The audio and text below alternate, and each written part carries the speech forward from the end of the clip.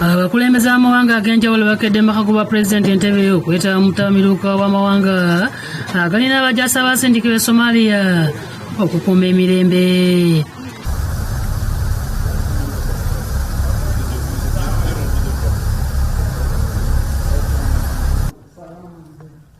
Baniziddwa Pulezidenti Museveni kabakyaza kubaddeko wa Somalia Hassan Sheikh Mohamud, Ismail Omar Gwele owa Djibouti, Everest Ndayishimiye owa Burundi ne Dr. William Ruto owa Kenya ne Minisita w'ensonga z'ebweru mu Ethiopia Demeke Mekonnen.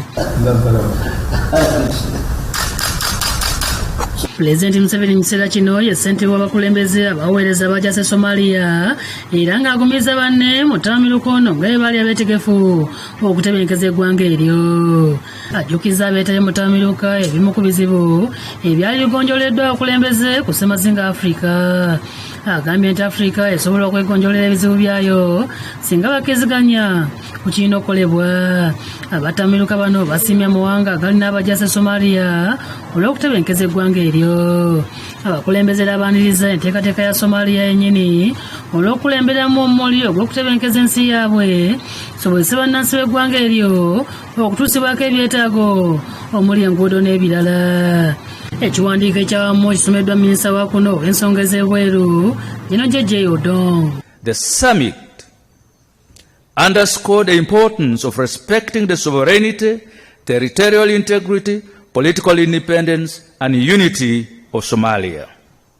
The summit reaffirmed its commitment to continue to assist in the spirit of Pan-Africanism the federal government of Somalia in its stabilization efforts, and the region shall not abandon Somalia and will explore alternative means to guarantee security of Somalia. The summit commended the troop contributing countries for the immense sacrifice in the fight against terrorism and pacifying Somalia. Pulezidenti wa Djibouti Ismail Gwele ne Pulezidenti w'e Kenya Dr. William Ruto bakwasiddwa obuvunaanyizibwa okwogera n'abagabirizi b'obuyambi okulaba nga Somalia etebenkera. Mu ttamiruka Pulezidenti Museveni bamutendereza olw'okuteeka olukuŋŋaana luno. The summit commended His Excellency Yoweri Kaguta Museveni for convening this summit and expressed appreciation for the excellent facilities extended by the government of the Republic of Uganda to all delegations. Pulezidenti wa Somalia Mohamud ategeeza nti baakusigala nga basanyufu eri amawanga agabayambako okutebenkeza eggwanga lyabwe kati emyaka 16. Somalia is indebted and will remain grateful for the contribution and the sacrifices made by the troop contributing countries for the last 16 years, for almost now 16 years.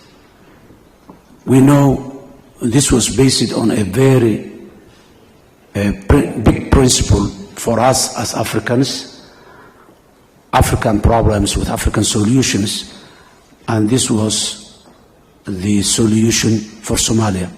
Oluvannyuma Pulezidenti asibudde abagenyi be. Download the app on App Store or Google Play Store now. Vision Digital Experience, the future of media.